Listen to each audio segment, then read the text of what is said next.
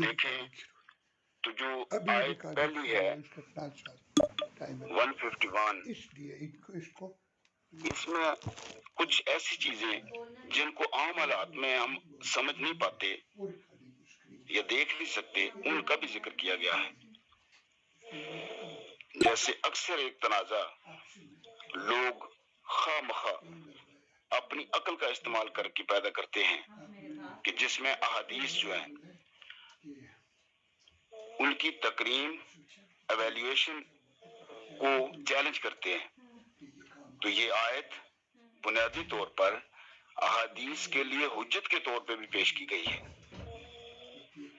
پھر دوسری طرف قرآن کو علم جو ہے اس علم کو آپ صلی اللہ علیہ وسلم کی زبان سے ادا کر کے اور اس کو معنی دے کر اور ان معانی کو عملی جامہ پہنانے کے بعد اس کو سنت کا نام دے دیا۔ یہ دو ایسی چیزیں ہیں جو یہ آیت جو ہے اس سے بہترین طریقے سے اخذ کر دیا اللہ رب العزت نے۔ اب دیکھنا یہ ہے کہ یہ سارا سلسلہ حضرت ابراہیم علیہ السلام کی اس دعا سے ساتھ لنک ہوتا ہے جو خانہ کعبہ جب بنا رہے تھے، جیسے کہ ڈاکٹر صاحب نے فرمایا۔ تو دعا کے دو حصے تھے۔ اب ذرا دیکھنا کہ جو دونوں حصے ہیں، ایک حصے میں کیا تھا، یہ بڑی کمال کی بات ہے کہ انبیاء نے حضرت ابراہیم علیہ السلام نے صرف یہ نہیں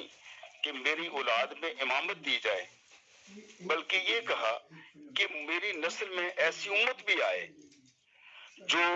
امت خیر ہو اور اس کو سیادت اللہ رب العزت دے اور اس کو امت وسط قرار دے۔ تو رب کریم نے اس پہلی دعا کو بھی قبول کیا اور امت محمدیہ جو ہے یہ امت وسط کے طور پہ دے دی۔ اور دوسری جو دعا تھی وہ یہ کہ میری اولاد سے ایک نبی ہوں، تو وہ آپ صلی اللہ علیہ وسلم کی صورت میں اللہ رب العزت نے اس امت کی سربراہی کے لیے، اس کی ہدایت کے لیے، اس کی رہنمائی کے لیے یہ بھیج دیا۔ تو یوں حضرت ابراہیم علیہ السلام کی جو دعا تھی ان کے دونوں حصے اللہ رب العزت نے قبول کیے اور ان دونوں حصوں کو جو ہے وہ مکمل کر دیا۔ اچھا اب ذرا یہ دیکھنا ہے کہ اس جو آیت ہے اس میں آپ صلی اللہ علیہ وسلم کا یہ امت تو آ گئی، امت وسط اور خیر آ گیا، ڈاکٹر صاحب نے اس کا بڑی تشریح کیا، اور امت وسط جو ہے اس سے مراد ہوتا ہی یہ ہے کہ جو خیر ہو، جو بہتر ہو، جو اعلیٰ ہو اور جو ہمیشہ جس کا چرچا رہے قیامت تک۔ یہ امت وسط کا مطلب یہ ہے کہ وہ امت جس کا قیامت تک پھر ایک چرچا رہے گا، بات رہے گی، لوگ ڈسکس کریں گے، اس کی عزت اور تکریم رہے گی۔ ہم نے عزت کھو دی یہ الگ معاملہ ہے، ہم نے اس کو نہیں پہچانا یہ اور بات ہے، ہم نے اپنی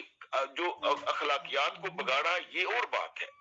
لیکن رب کریم نے جو اعزاز دینا تھا آپ صلی اللہ علیہ وسلم کی صورت میں اور آپ کی امت کو وہ دے دیا، وہ نہیں کو کھو سکتا، وہ قیامت تک ہے، اس کو دوبارہ ریوائیو کیا جا سکتا ہے۔ یہ اب آتے رہیں گے مرحلے، بالکل ایسے جیسے ہم یہ سپیسز ہیں، آج آپ کہہ رہے تھے کہ جی اور بھی سپیسز ہیں جو لوگ قرآن کی طرف آ گئے، بالکل یہ اللہ رب العزت کا بڑا کرم ہوتا ہے، اور یہ جو سپیس ہمیں اللہ حاصل صاحب نے دی اور ہم سب کو اکٹھا کیا اور ہم بڑے ایک مجتمع ذہن کے ساتھ ہم سارے یہاں آتے ہیں، تو یہ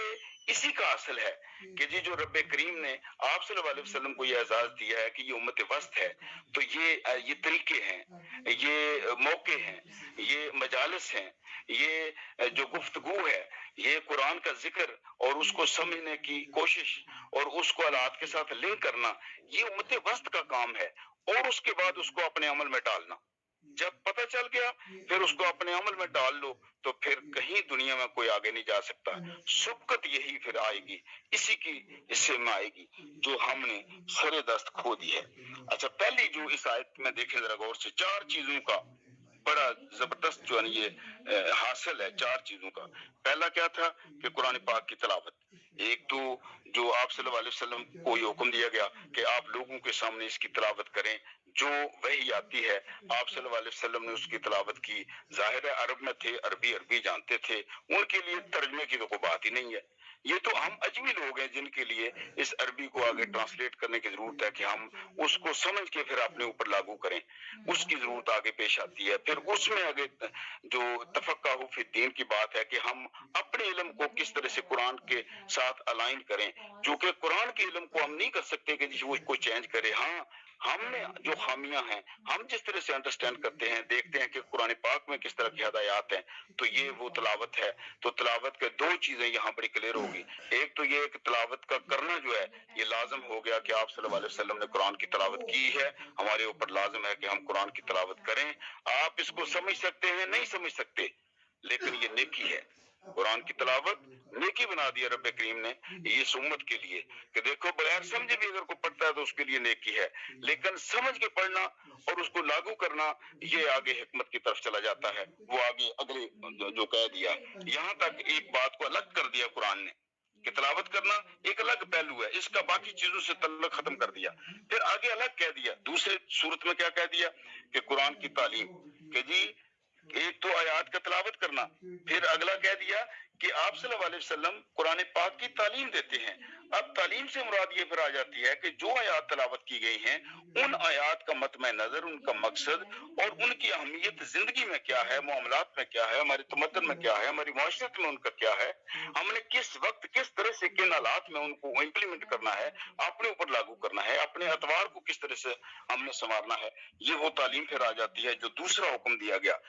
اور جب آپ صلی اللہ علیہ وسلم قرآن کی تلاوت کرتا آیات کو اس طرح سے بیان کریں تو پھر وہ قرآن سنت بن گیا، وہ ساری کی ساری جو ہے وہ چیز سنت کی صورت میں سامنے آ گئی کہ ہمیں قرآن پاک کو پڑھنا جو آپ صلی اللہ علیہ وسلم نے جس طرح سے سمجھا دیا تو وہ ہمارے لیے سنت بن گئی۔ یہی وجہ ہے کہ حضرت عائشہ رضی اللہ تعالیٰ عنہ کو جب ایک صحابی نے پوچھا کہ آپ صلی اللہ علیہ وسلم کی سیرت کیا ہے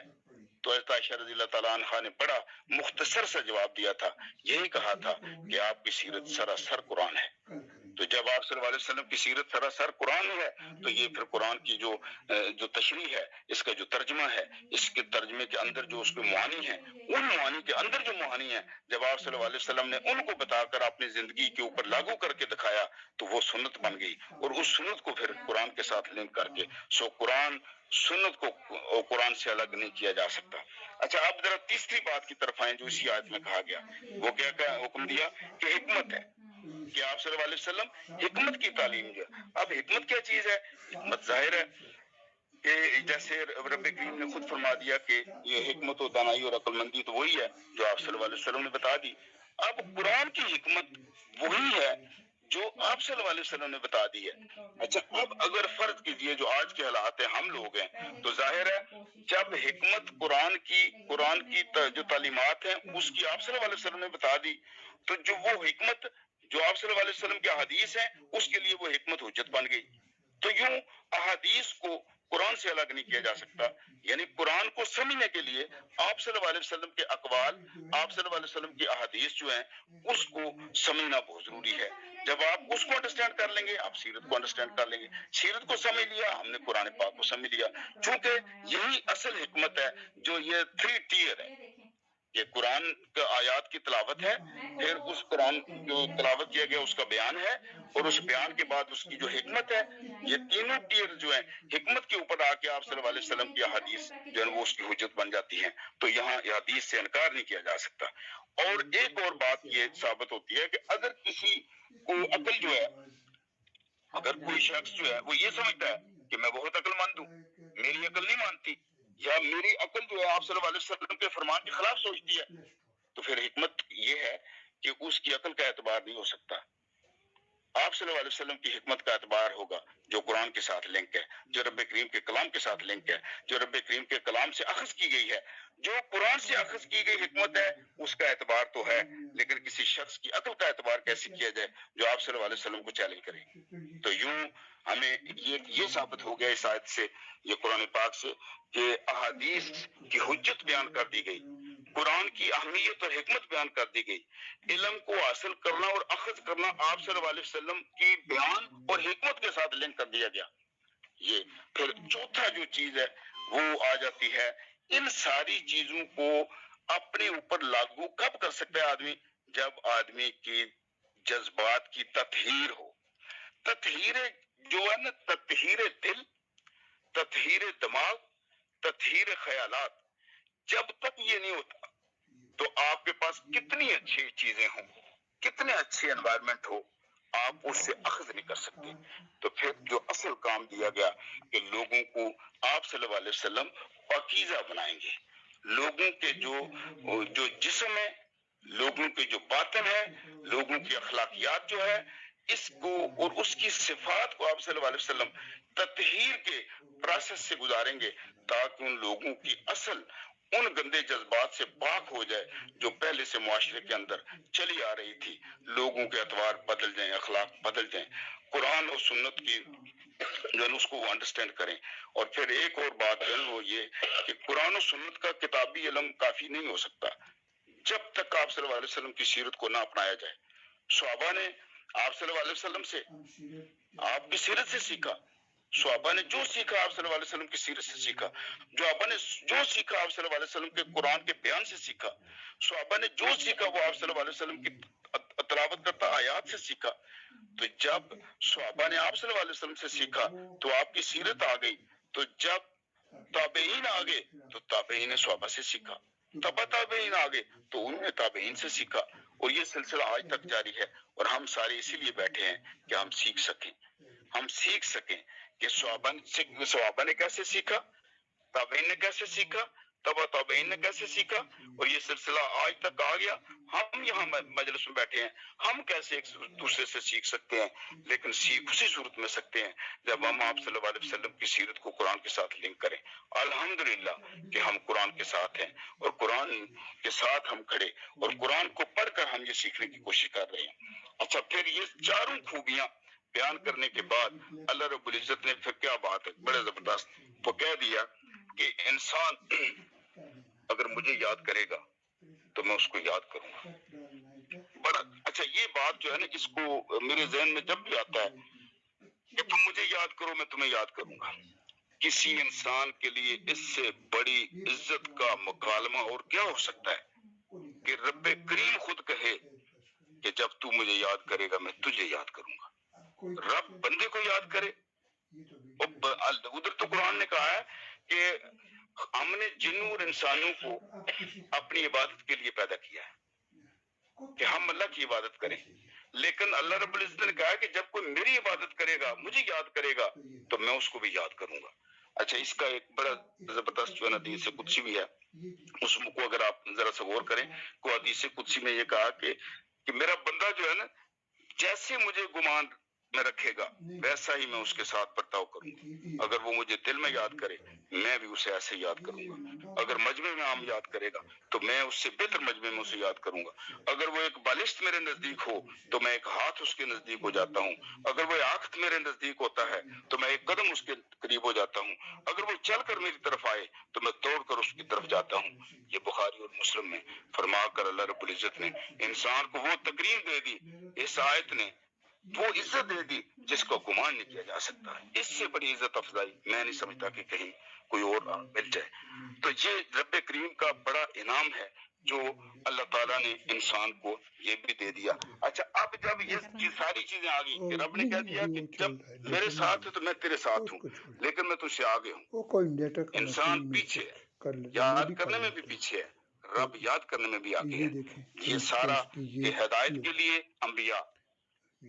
خود ساتھ، رب کریم نے کہا کہ یاد کرو گے تو میں بھی ساتھ کھڑا ہوں، اور پھر اس کے بعد آگے کیا کہا کہ یہ دنیا ہے، اس میں مسائل ہیں، مشکلات ہیں، دنیا کو آسان تو نہیں ہے، جو آسان سمجھتا ہے اسے دنیا کا پتہ نہیں ہے، تو لہذا دنیا کے معاملات میں مجھے بھی یاد کر، صبر کے ساتھ رہ اور مجھے یاد کر کے مدد مانگ اور نماز قائم کر، چونکہ نماز پہ جو صبر عطا کرتی ہے۔ تو رب کریم نے پھر دنیا میں صبر کے ساتھ زندہ رہنے کی تلقین کی۔ اچھا، اب جب صبر کی بات ہوتی ہے تو ظاہر آپ دیکھیں کہ یہ مشکل مرحلہ ہے۔ اگلی آیات کو ساتھ ملائیں تو جس میں شہداء کی بات ہے، یہ ساری تو یہ بالکل ایسی ہے جیسے میدان بدر کی بات ہو کہ میدان بدر میں جب شہداء شہید ہوئے، اور چونکہ یہ پہلا مارکا تھا،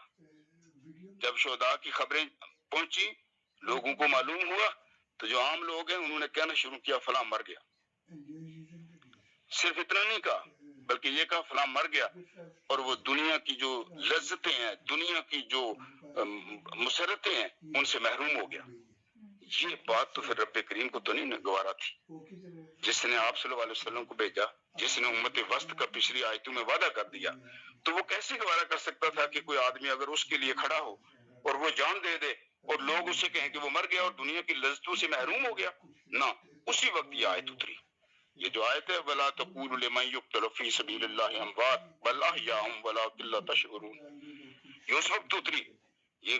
بدر کے موقع پر یہ آیت اتری، اور اسی وقت اللہ تعالیٰ نے کہا کہ نہ، یہ ممکن نہیں ہے، جو دین کی سربلندی کے لیے جان دے گا انہیں مردہ نہیں کہا جائے گا۔ اور اس آیت کے نازل فرما کر اللہ تعالیٰ نے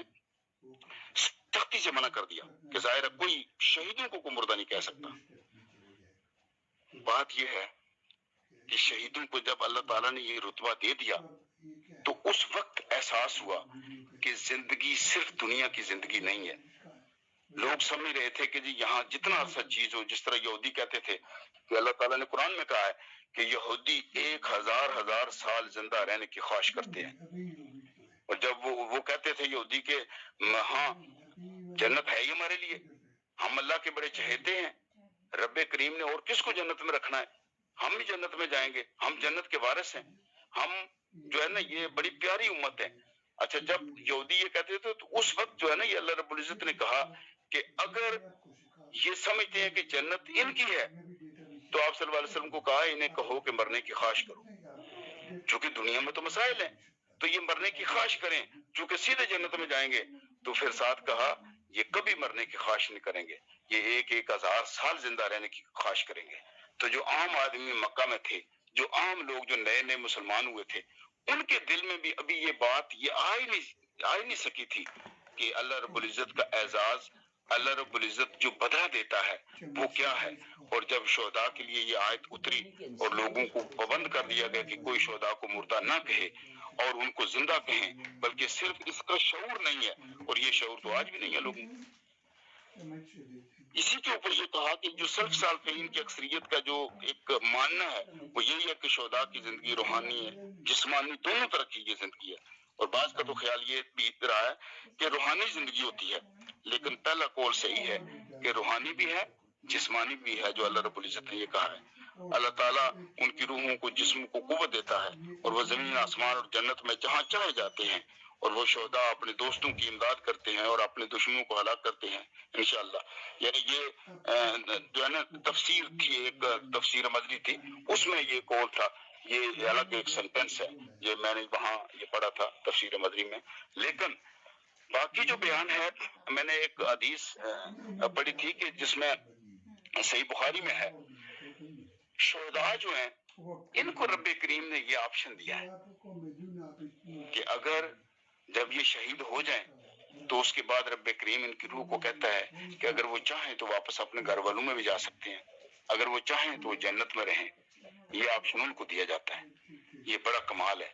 یعنی جس طرح لوگوں نے جب کہا تھا کہ وہ مردہ ہیں، مر گئے، تو اللہ تعالیٰ نے پھر یہ دونوں، یہ آپ صلی اللہ علیہ وسلم نے فرما دیا، قرآن پاک میں بھی اللہ رب العزت نے فرما دیا کہ وہ